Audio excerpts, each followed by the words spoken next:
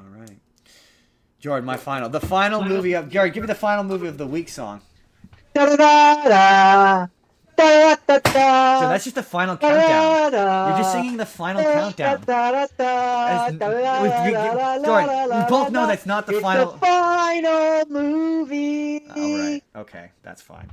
My final movie is honestly it's another fucking Stephen King, but our boy Steve King, Jordan, Stephen King. But this one, The Stephen King. This, oh man, this is an excellent movie to end on. Nice lighthearted affair. This is Maximum Overdrive. Hi. My name is Stephen King. I've written several motion pictures, but I want to tell you about a movie called Maximum Overdrive, which is the first one I've directed. Wow.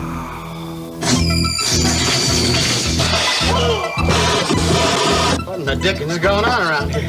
A lot of people have directed Stephen King novels and stories, and I finally decided if you want something done right, you ought to do it yourself. Who was driving it? I don't know. Curtis! It's coming after us! It was my first picture as a director, and you know something? I sort of enjoyed it. What is going on? I don't know! I just wanted someone to do Stephen King right. I feel like that was sarcasm. It was. Directed and written. The only movie that Stephen King ever directed. Directed and written by Stephen King.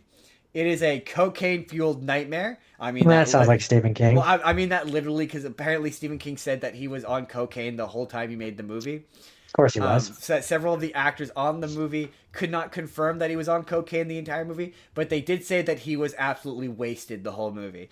And when you see the movie, it makes utter sense. So this stars Emilio Estevez, and it's a pretty once again, the word of the week, the phrase of the week is paint by numbers, but it is a very paint by numbers zombie movie. It is basically 28 days later, not 28 days later, Night of the Living Dead, except the twist is, Whoa, whoa, whoa. Maybe people don't want to know the twist. no, I mean, this is the plot of the thing. The difference is that instead of it being human zombies, what it is a comet, and the movie in bulk text tells us this at the beginning of the movie, that a comet has passed by Earth, and the Earth is in the comet's trail, and this comet's trail has caused every bit of technology to come to life.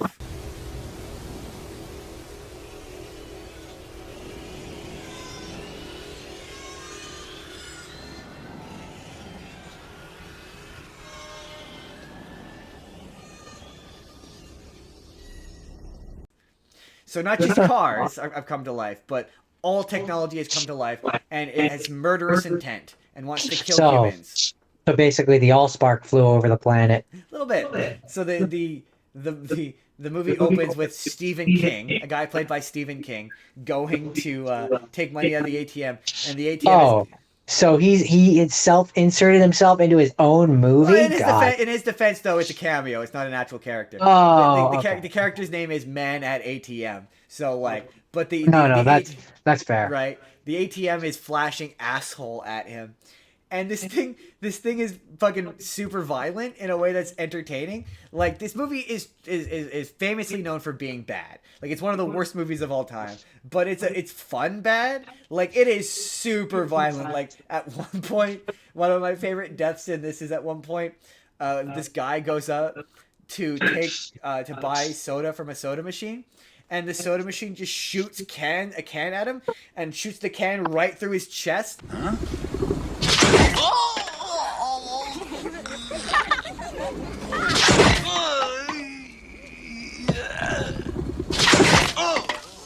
What the hell?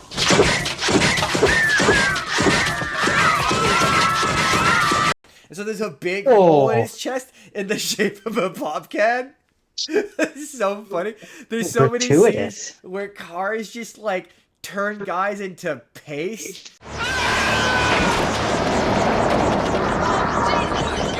the main evil truck is the Green Goblin.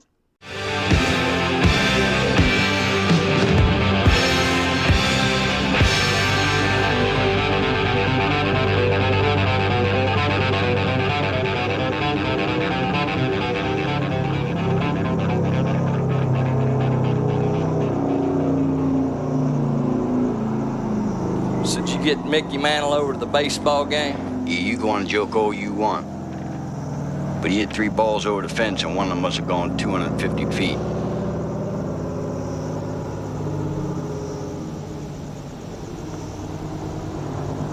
Holy God, look at that thing. I get it.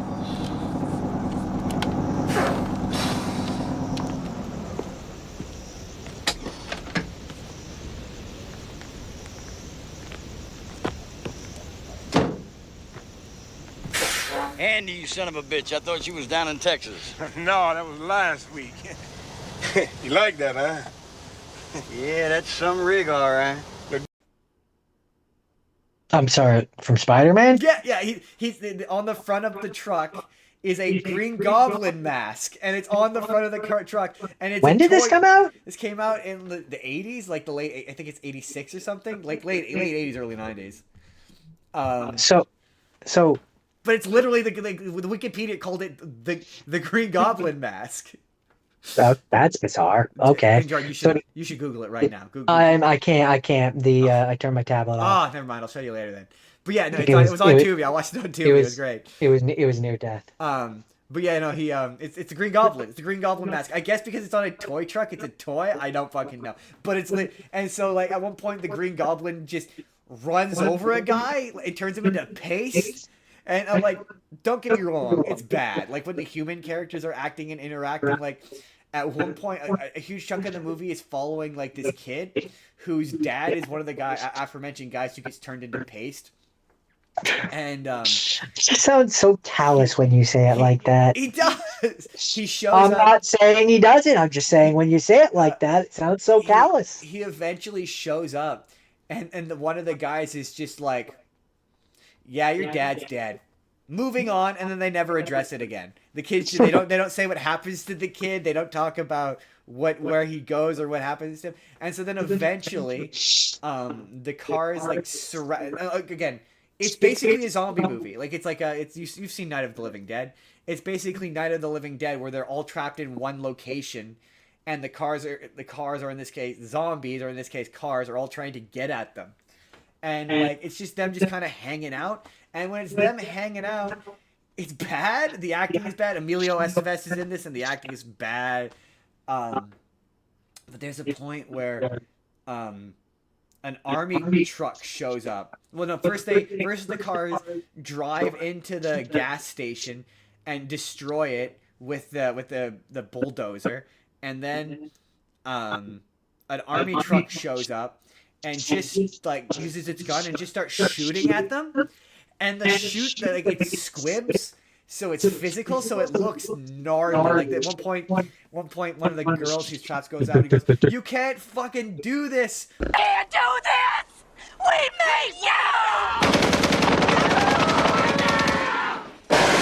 We made you! We control you! You can't do this!" And she's like this, and it's like bam, bam, bam, bam, bam, bam, bam, bam, bam. She just gets fucking lit up. It's amazing. And they start doing. Doesn't sound like it's working hard enough to traumatize people, though. They start doing Morse code. You know, for a Stephen King thing. It's more silly than it is scary, but it's trying to be scary.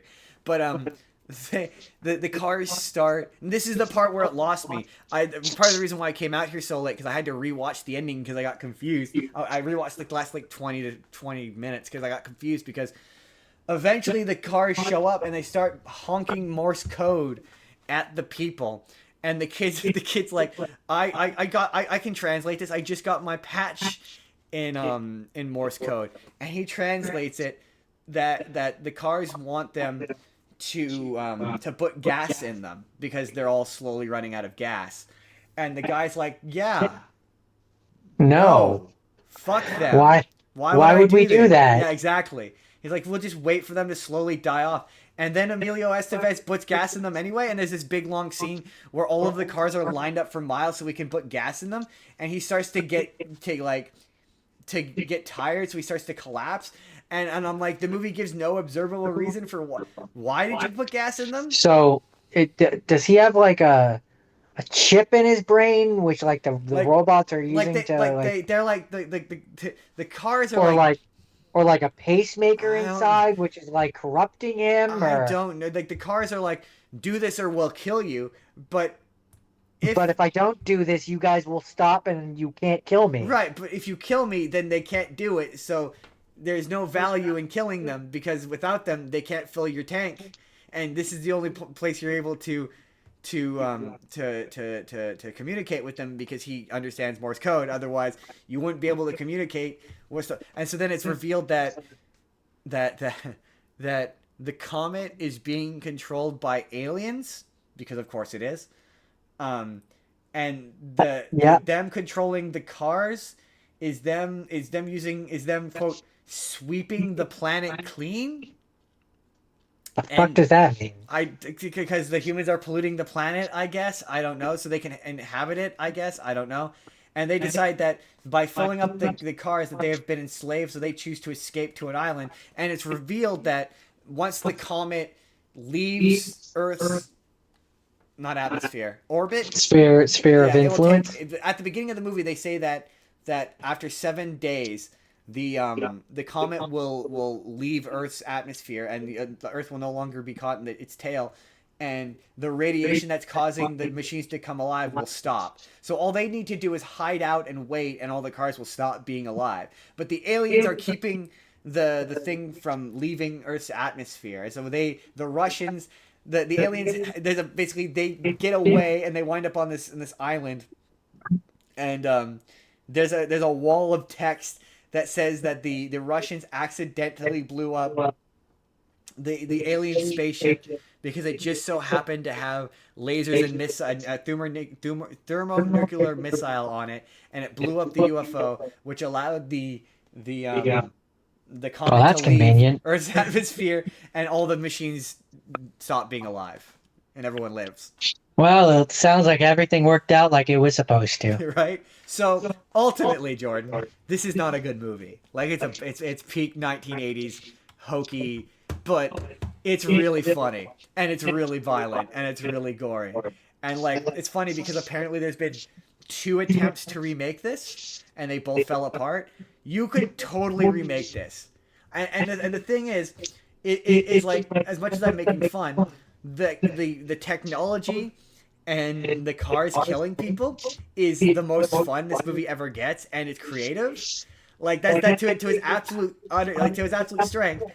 You can make this where you can make a really gruesome, violent, Final Destination style horror movie where cars and stuff. Because the notion of your car coming to life and killing you theoretically is scary if you do it right. And it's just interesting that I saw 2 attempts from Stephen King to do this, and he did it kind of badly. But you could do this in a way that, in my opinion, could totally work. And it would theoretically. Be but you walk a fine line where it just becomes Skynet. Yeah, true. I mean, kind of in I guess execution, but in setup, it's not really, because it's not a computer that's making them do this. Yeah, right. I know from the comet. So I understand why you would say Skynet, because it's machines attacking you. I just more meant Skynet insofar the way of the machines murdering people. But this was on Tubi, and this was a pretty good time. Like it's not gonna be for everybody, but like if you like camp, it's really campy. I was gonna say it sounds like a good camp. Yeah, it's absolutely it's totally worth good it. Camping if you get session. Really drunk or high with a bunch of friends, and you can have a ton of fun watching this. That's it, everybody. That's Cars. Hey there, everybody. It's NCAR Justin here. Let me know down in the comments. Have you seen the absolute cocaine fever dream that is Maximum Overdrive? Have you heard of this? Is this the first time you're hearing of this? Let me know your thoughts down in the comments down below. But if you want to see the full podcast that this is from, it's Cars. It's Cars. That's the name of the episode. You click the box on the left, or if you just want to see a random video that YouTube thinks you're going to enjoy, click the box on the right. Hit subscribe if you haven't already. We put new videos out 7 days a week. Or you can just leave this video a like. That helps us out too. We will see you all in the next video. Have a good day, everybody.